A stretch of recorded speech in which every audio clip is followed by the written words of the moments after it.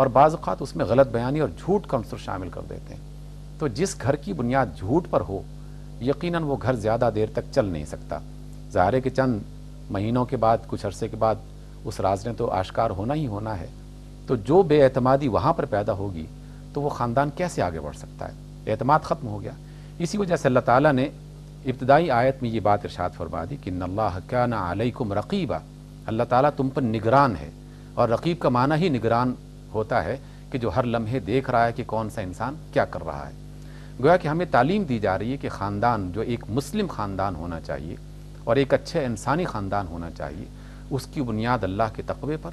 اور اس وجہ سے کہ اللہ تعالیٰ رقیب ہے، دیکھ رہا ہے، کوئی غلط بیانی، کوئی جھوٹ، کوئی دغا بازی، کوئی فریب اس میں نہیں ہونا چاہیے۔ ایسا نہیں کہ بندہ کچھ اور ہے اور ظاہر کچھ اور ہو رہا ہے، اور بعد میں پھر جو آنے والی مشکلات اور مصائب ہیں آدمی اس کو پھر کیسے اس کا ازالہ کر سکتا ہے۔ خاندان کے نظام کو بہتر بنانے کے لیے اللہ رب العزت نے سورہ روم کی آیت نمبر 21 میں اور بہت خوبصورت باتیں ارشاد فرمائیں۔ اللہ فرماتے کہ وَمِنْ آیَاتِهِ أَنْ خَلَقَ لَكُم مِّنْ أَنفُسِكُمْ أَزْوَاجًا، اللہ کی نشانیوں میں سے، آیات میں سے، قدرتوں میں سے یہ ہے کہ اس نے تمہارے جانوں کے جوڑے بنائے ہیں۔ کس لیے بنائے ہیں؟ لِتَسْكُنُوا إِلَيْهَا، تاکہ تم زندگی بسر کرو ایک اچھے انسان کی صورت میں۔ اور حقیقتاً جس کا آپ نے ابتدا میں تذکرہ کیا کہ انسان کی تکمیل در حقیقت اسی ایک جوڑے سے بنتی ہے۔ جب گھر بنتا ہے تو انسان کی شخصیت مکمل ہوتی ہے، اس کا ایمان محفوظ ہو جاتا ہے۔ اس کے برعکس کہ دوسرے مذاہب میں جو کہا گیا کہ شادی گناہ کی طرف آدمی کو لے جائے گی، تقوی سے دور کر دے گی، اللہ اور اس کے رسول صلی اللہ علیہ وسلم نے فرمایا کہ نہیں، شادی انسان کو تقوی کے قریب لے جائے گی اور اس سے انسان پاکیزہ ہو جائے گا اور طاہر ہو جائے گا۔ اور قرآن نے ایک بہت اچھا لفظ استعمال کیا شادی شدہ مرد کے لیے بھی اور عورت کے لیے بھی، اور کہا کہ یہ محسنات ہیں وہ خواتین جو شادی کر لیتی ہیں۔ اور محسن کا معنی ہوتا ہے کہ جو قلعے کے اندر داخل ہو جائے۔ جب کوئی آدمی قلعے میں داخل ہو جائے تو گویا وہ دشمنوں سے محفوظ ہو گیا، اب اس پر کوئی شخص حملہ آور نہیں ہو سکتا یا اسے اذیت نہیں پہنچا سکتا۔ تو ایک آدمی جب گھر کی بنیاد رکھتا ہے تو اپنے آپ کو شیطان کی بے شمار قسم کے حملوں سے محفوظ کر لیتا ہے۔ ہم ایک مسلم خاندان کی بات کر رہے ہیں قرآن حکیم کی آیات کی روشنی میں، تو اللہ رب العزت نے ایک اچھے خاندان کی بنیاد یہ بتائی ہے کہ اس کو بنانا چاہیے اور اس کو محبت کی بنا پر آگے بڑھانا چاہیے، اور اس کا باقاعدہ ذکر کیا گیا سورہ روم کی آیت نمبر 21 میں، وَجَعَلَ بَيْنَكُمْ مَوَدَّةً وَرَحْمَةً۔ یہ دو اصول ہیں جس کی بنا پر ایک خاندان اچھے طریقے سے آگے بڑھ سکتا ہے۔ پہلا اصول محبت کا ہے، اور یہی سب سے بڑا اصول ہے جو کہ پوری کائنات کو برقرار رکھنے کا اصول ہے کہ محبت جاذبیت کا نام، ایک دوسرے پر اعتماد کا نام، ایک دوسرے کے سہارے بننے کا نام ہے۔ اس لیے اس کی بنا پر خاندان کو آگے بڑھانا چاہیے۔ لیکن انسان دنیا میں رہتے ہیں تو پسند ناپسند مختلف ہو سکتی ہے، بے شمار موقعوں پر اختلاف ہو سکتا ہے۔ جہاں کہیں اختلاف پیدا ہو جائے تو وہاں رحمت اپنا کام کرے گی، وہاں بے شمار قسم کی چیزیں کام کر دیں گی کہ اگر خدا نخواستہ یہ اختلاف بڑھ گیا اور ناچاکی اس قدر ہوگی کہ علیحدگی کا موقع بنتا ہے تو اس سے کون کون سے لوگ متاثر ہوں گے،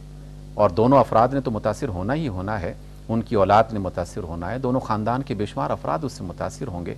تو وہ جو رحمت کا عنصر ہے وہ غالب آ جاتا ہے۔ گویا کہ یہ دو بنیادیں اگر کسی خاندان کو مل جائیں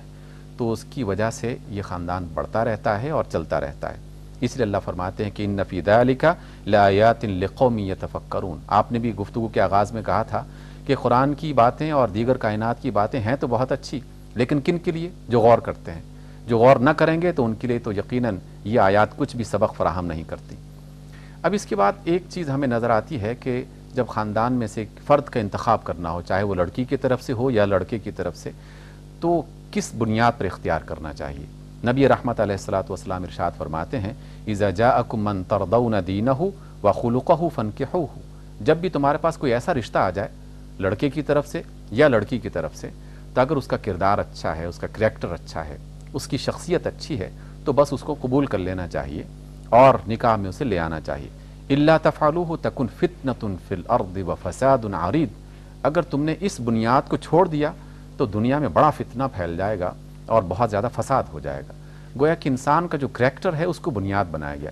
اس لیے کہ مال و دولت جو ہے اس کی بنا پر محبت خریدی نہیں جا سکتی، اور حسن و جمال ایک خاص وقت کا ہے اور اس کے بعد بہرحال اس نے زوال پذیر ہونا ہی ہونا ہے۔ اور جہاں تک حسب نسب اور خاندان کی بات ہے تو سب کے سب انسان ایک ہی خاندان سے تعلق رکھتے ہیں۔ آدم سب کے باپ تھے اور والد تھے، اور حوا سب کی اماں تھی، تو جتنے بھی خاندان ہیں بالآخر ملتے ملتے اسی آدم اور حوا تک ہی پہنچ جاتے ہیں۔ اور حسب نسب کے بارے میں اللہ کے رسول نے ایک بار اور بڑی خوبصورت ارشاد فرمائی کہ بندے کا سب سے اچھے اخلاق کا جو عمل ہے یہی اس کا حسب ہے اور یہی اس کا نسب ہے. اس لیے ان چیزوں کو دیکھنے کے بجائے اخلاق اور کردار کو پہلی اولیت دی جائے، لیکن اس کے ساتھ ساتھ یہ مال بھی ملے اور اچھا خاندان بھی ملے، شرافت اور نجابت بھی ملے اور حسن اور جمال بھی ملے، تو یہ پھر مزید اس میں بہتری کی صورت نظر آ جاتی ہے. اس میں ایک اور بات ہمیں اللہ کے رسول صلی اللہ علیہ وسلم نے سکھائی ہے کہ اس کا اختیار کس کے پاس ہے کہ چناؤ کون کرے، اور اس میں کس کو یہ اختیار ہے کہ وہ رد یا انکار کر سکے. تو اللہ کے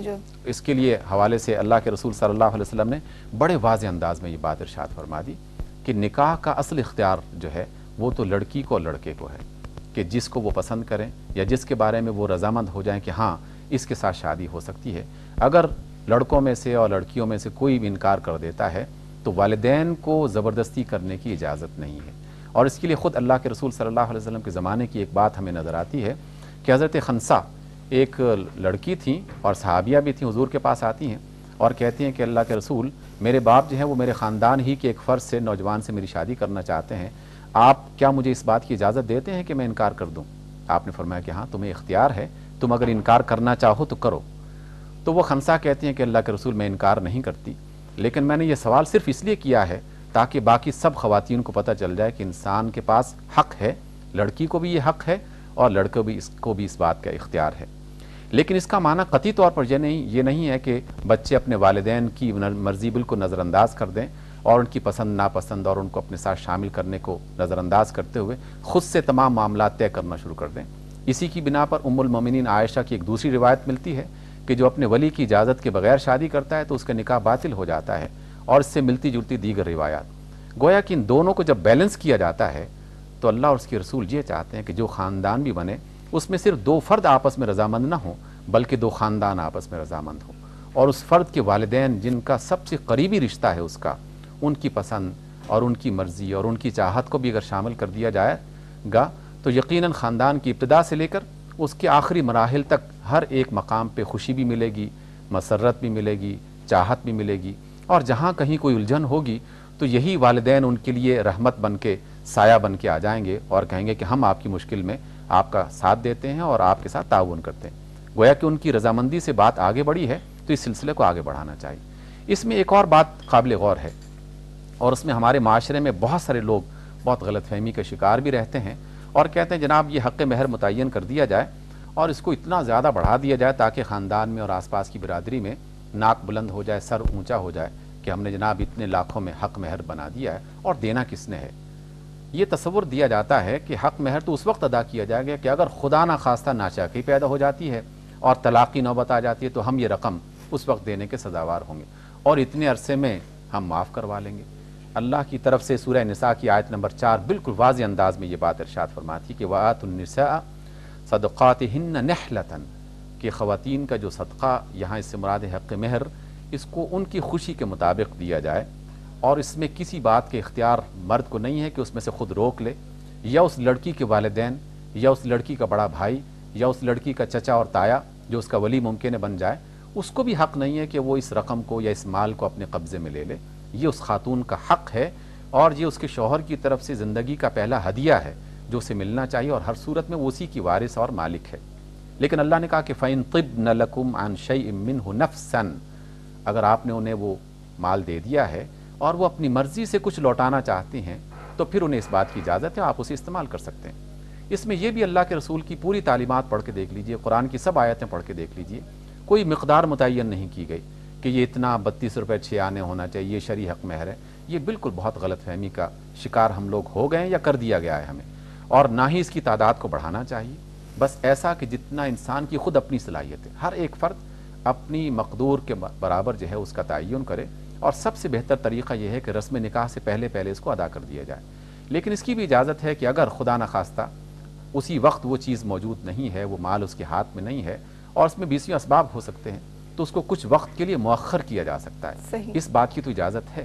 لیکن اس کو کسی صورت میں ہڑپ کر جانا یہ گویا کہ حق مارنا ہے، اور باقاعدہ اللہ تعالیٰ کے ہاں اس کا سوال کیا جائے گا کہ تم نے ایک خاتون کا حق مارا ہے.